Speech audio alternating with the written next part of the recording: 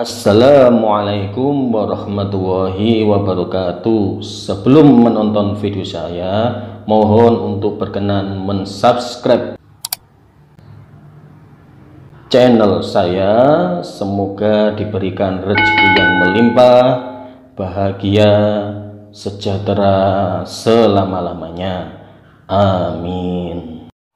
FRSKB Guru SD yang sudah tersebar di bagian IPA yang sekiranya belum ada di video di channel saya mau mengupas ini asam basa.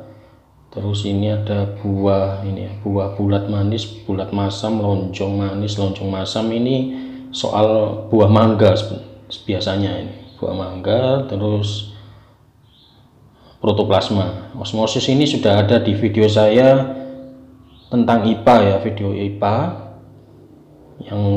yang thumbnailnya itu 100 soal SKB BGSD bagian berapa itu IPA gitu ya. Osmosis ini kan perpindahan dari rendah, konsentrasi rendah ke tinggi ya. Kalau difusi dari tinggi ke rendah ya. Silakan disimak di video tersebut ada. Oke. Nomor 1, hasil dari persilangan tanaman mangga buah bulat manis B besar semua, M besar semua ya, dengan buah lonjong asam B kecil semua sama M kecil semua, diperoleh F1, ini fenotip pertama, keturunan pertama, semuanya bulat rasa manis. B besar B kecil, M besar M kecil itu juga sama. Kalau mengandung B besar itu kembali ke sifat dominan ini, bulat manis. Ini kan B besar M besar, itu bulat manis. Jika F1 disilangkan dengan BBMM, nah ini apa ini? Ini tetap bulat ya, karena mengandung B besar. Lah ini M kecil semua, itu berarti asam ya, jadi bulat asam. Perbandingan fenotip keturunannya antara bulat manis, bulat asam, lonjong manis, lonjong asam itu adalah ini berarti F2 ini. Mungkin soal di FR itu seperti ini ya, ini F2. Inti dari soal ini adalah persilangan ini BBMM sama BBMM ini, bulat manis sama bulat asam. Tapi gennya berbeda ya. Berbeda dengan genetiknya ini ya. Intinya adalah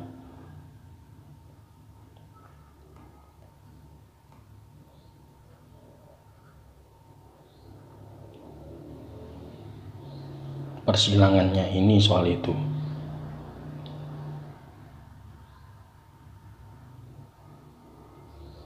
Oke, lihat ini. Nah, ini buat tambahan saja. Lihat ini, apakah benar ini bila disilangkan itu menghasilkan ini? Kalau ini hurufnya sama, ini BB, MM itu hurufnya sama-sama besar, ini tinggal BM saja. Ini juga begitu, B kecil, MM kecil semua. Kita ringkas saja jadi tinggal ini. Nah, kalau dikawinkan silang, kita jejerkan BB-nya ya. B sama B ya. Betul kan? Ini B sama B. Terus M besar ini sama M kecil ini. Dikawinkan. Sama kan? Hasilnya ini ya. Betul berarti ini soalnya ya. Oke, sekarang dengan konsep yang sama kita silangkan seperti itu. Nah, ini hurufnya beda, B-nya ada B besar, B kecil, besar, kecil, tidak bisa diringkas. Terus ini BB ini juga tidak bisa diringkas. Lah, M-nya ini kecil semua. Ini bisa kita ringkas. M kecilnya jadi satu saja. Jadi genotipnya ini ya. Genotipnya ini kita silangkan BM, B besar, M kecil ya, terus B kecil, M kecil kita silangkan.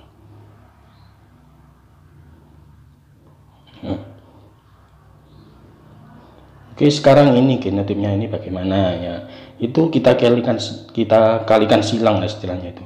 Ini dikalikan ini dikalikan ini gitu ya. BM terus B M kecil ya. Ini juga gitu, kita kalikan silang. B sama M besar, B kecil sama M besar, B kecil sama M besar, B kecil sama M kecil. Ini kita silangkan lah. Ini kan untuk kita cari genotipnya, terus kita kalikan silang.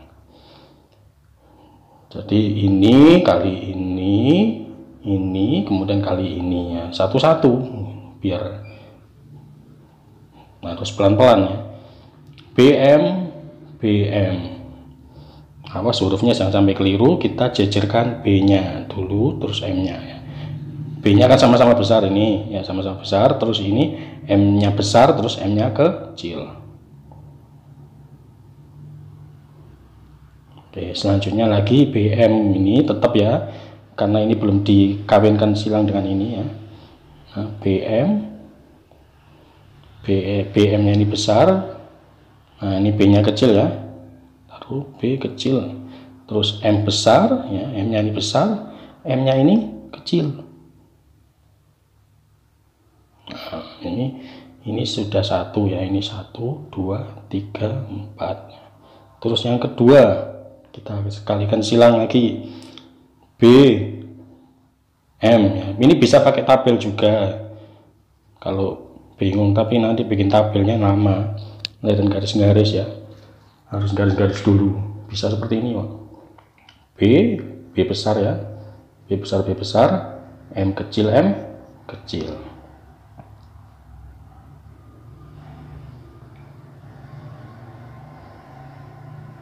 Nah, terus ya selanjutnya B besar B kecil ya, B besar B kecil, M kecil M kecil. Nah, ini yang kedua selesai. Sekarang yang ketiga, yang ini ya, ini B kecil sama B besar. Nah, M besar sama M kecil. Nah, selanjutnya lagi tetap B kecil, ini B kecil ya. Perhatikan panahnya itu ya. M besar, M kecil.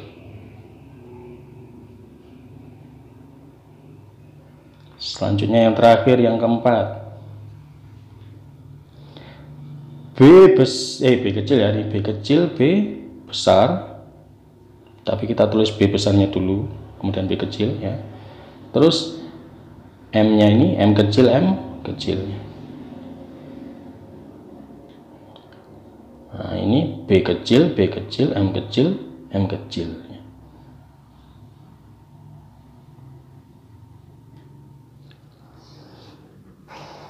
Oke, sekarang kita lihat ini bulat manis. Yang mana bulat manis?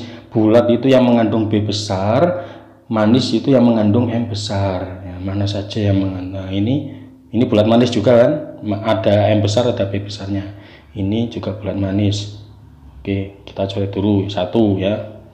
Bulat manisnya ada satu, terus ini dua ya. Nah, ini enggak ya.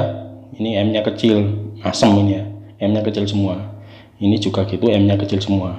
Nah, ini lihat ini. Nah, ini bulat manis ya, mengandung B besar sama M besar. Terdapat B besar dan M besar. Jadi ada 3 ini ya. Bulat manisnya ini ada 3. Terus bulat asam, jadi yang mengandung B besar sama M kecil dua-duanya. Ini M kecilnya dua-duanya ya. Kalau bulat ini cukup B nya satu saja yang besar. Bulat asamnya ini bulat asam, ini bulat ya, bulat asam satu. Nah, ini mengandung B besar kan, B kecil ini enggak pengaruh, ini yang dominan bulatnya ini. Bulat sama asam juga ini ya, 2 ya. Nah, ada lagi, oh ini lonjong asam ini. Kalau ini lonjong asam ya, ini BB kan, BB itu kan lonjong tuh ya, MM ini manis. Kan yang ditarik bulat asamnya, bulat asam. Nah, ini ada lagi ini bulat asam. Ya, ada 3. Oke, sekarang lonjong manis. Lonjong manis yang mana? Ya, ini tadi kan, ini lonjong tapi B kecil ini lonjongnya. Kalau mengandung M besar itu tetap manis, walaupun bersanding dengan M kecil. Jadi ini 1 ya. Lonjong manisnya 1. Lonjong asamnya berapa? Ini lonjong asam. Nah, lonjong asam ini namanya sifat resesif ini. Yang jelek sekali ini resesif ini ada 1. Jadi perbandingannya itu 3 1 1. Oke, paham? Kalau belum paham ya diulangi lagi sambil mengingat-ingat materi hibridisasi perkawinan silang waktu kita SMP. Oke, nomor 2. Perhatikan gambar berikut. Bagian yang disebut protoplasma adalah ini membran dinding sel ya, cell wall. Saya zoom ya. Ini cell wall, sel membran, ini berarti membran sel, badan Golgi ya, kloroplas bahasa Inggrisan ini ya, membran vakuola, mitokondria. Anda buka sendiri di modul-modul IPA PGSD, silahkan dibuka. Ini yang mana? Ini saya perkecil lagi ya.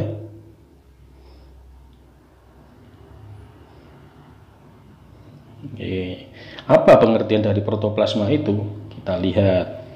Areal dari dinding sel yang areal dari dinding sel, cell wall sampai ke inti meliputi juga berbagai organel sel. Nah, ini benar. Jadi benar yang sudah benar ya. Kita kupas. Benar. Protoplasma itu mencakup areal dari dinding sel sampai ke inti, meliputi juga berbagai organel sel seperti mitokondria, badan Golgi, dan ribosom. Jadi semua ini bisa disebut protoplasma dari dinding sel ya, paling ujung sendiri ini, terus sampai ke intinya. Ya, intinya ada di sini, jadi mencakup semuanya. Oke, bisa diingat-ingat ya protoplasma itu apa. Soal selanjutnya nomor 3. Perhatikan tabel berikut ini. Langsung saja kita baca soalnya. Pasangan larutan yang bersifat asam adalah nomor, ingat, lakmus. Kalau asam itu apa? Lakmus biru ke merah ya, ingat ya. Biru ke merah. Ingatnya begini. M, asam itu merah. Sama-sama M-nya, asam M ya, merah M ya. Jadi biru ke merah itu aja ingatnya. Kalau basa itu merah ke biru. Jadi basa itu biru gitu aja. Jadi biru. Kalau asam jadi merah. Oke. Perubahan warnanya kita cari yang merah. Kita cari yang merah. Mudah sekali. Kita cari yang merah. Ini dan ini ya. Kan lakmus merah, biru jadi merah. Ya merah itu tetap merah ya. Warna merah tetap merah. Nah, kalau lakmusnya warna biru jadi merah. Jadi yang mana? 2 dan 4. 2 dan 4 itu yang D. Agar lebih paham lagi Anda baca ini.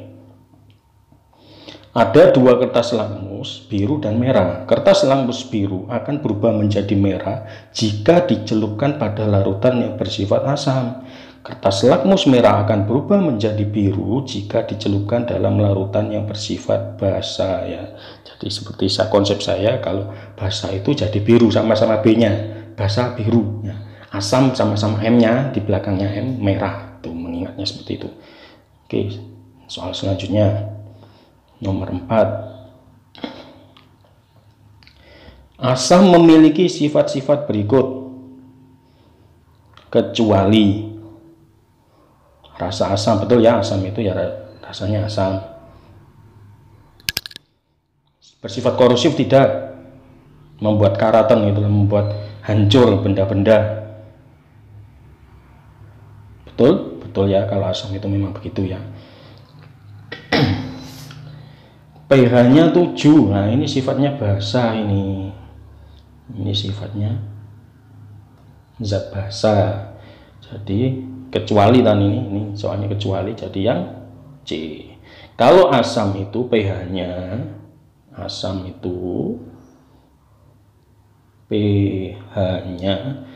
kurang dari 7. Nah, netral itu pH-nya sama dengan 7. Semakin rendah dari 7 semakin asam. Nah, kalau basa itu ya gitu. Semakin melebihi 7 semakin basa sifatnya. Mengubah lakmus biru menjadi merah, ini sifatnya asam seperti soal sebelumnya tadi ya. Oke, sekarang nomor 5, basa. Basa memiliki sifat-sifat berikut kecuali. Basa itu contohnya apa sih? Kalau asam kan gampang, kalau basa itu gampangnya itu sabun. Sabun rasanya bagaimana? Pernah ngicipi sabun enggak? Ya, itu rasanya pahit ya. Betul ya, basa itu sifatnya rasanya pahit. Kapur itu juga basa. Karena itu kalau tukang itu kena kapur, kena gamping, itu kan tangannya glodoki ya istilah Jawanya. Apa ya? Tangannya itu yang glodoki lah namanya. Bahasa Indonesianya apa itu ya? Melarutkan lemak. Nah, sabun ini melarutkan lemak tidak? Bisa buat mencuci piring itu sabun itu. Betul. Menetralkan garam? Tidak. Garam masa bisa dinetralkan ya. Mengubah lakmus merah menjadi biru lah seperti tadi. Basa itu biru, jadi biru ya. Jadi biru, kuncinya di situ saja. Jadi betul. Nah, yang salah ini yang benar jawabannya, kenapa? Kecuali pertanyaannya. Jadi yang C ya.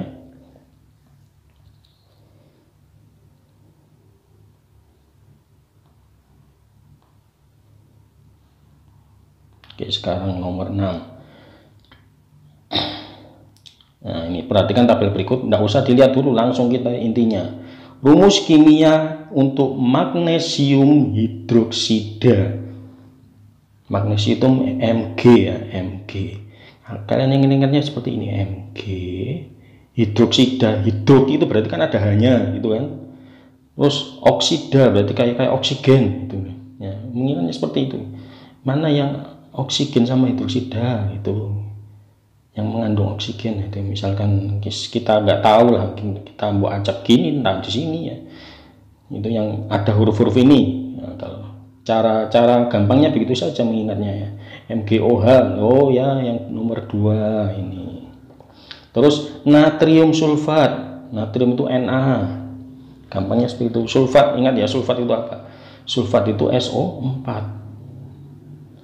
Nah, gini kan ini ada natrium juga, tapi OH ini natrium hidroksida. Nah, ini magnesium hidroksida, ada jawabannya gini.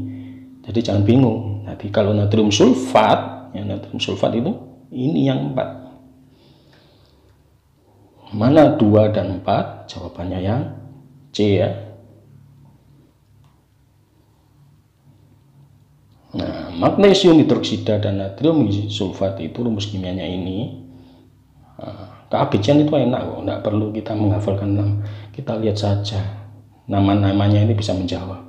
Soal abjadian itu enak, kayak soal urean ya. Kita harus benar-benar paham. Nomor 7, reaksi antara asam sulfat dan natrium hidroksida akan menghasilkan air dan apa ini? Kalau kalian lupa, biasanya asam-asam itu biasanya itu ada H-nya ya, ada H-nya. Ini nggak usah bener-bener banget gitu. Asam itu biasanya ada hidrogennya ya. Terus SO4 kan sulfat tadi kan SO4 seperti soal tadi, sulfat itu SO4 ya. Ditambah natrium hidroksida tadi ada ya, NaOH. Ini ya, ini entah saya benar atau salah. Tapi kalau kalian suka matematika ini biasanya ini gini ya. H2SO4 ya. Kok jelek gitu loh hasilnya, masa SO4 O2 gitu ya. Itu saja mengingatnya. Natrium hidroksida ya natrium NaOH. Kalau NaOH2 kan kayaknya nggak enak gitu ya. Gitu saja sih saya mengingatnya seperti itu. Nah ini caranya itu jauh kali jauh, dekat kali dekat. Nah ini dekat kali dekat, hasilnya apa ini? Natrium sama apa ini? SO4 ini apa? Sulfat, ini natrium, jadi natrium sulfat. Oke, airnya ini kan sudah disebut airnya H2O, ini sama ini ya. Oke, jadi natrium sulfat. Yang mana natrium sulfat? Yang A. Tuh, gampang kan? Nah kita nggak usah nemen-nemen mikirnya. Ini saya juga nggak sebegitu paham, ini kelupa saya cara menghitung menghitung kimiawi seperti ini, saya lupa. Tapi agar kita itu nggak bisa mengerjakan soal ini ya caranya seperti saya tadi. Sebenarnya persamaannya itu seperti ini, persamaan reaksinya H2SO4 ini sebenarnya natrium sulfat itu H2SO4 ya.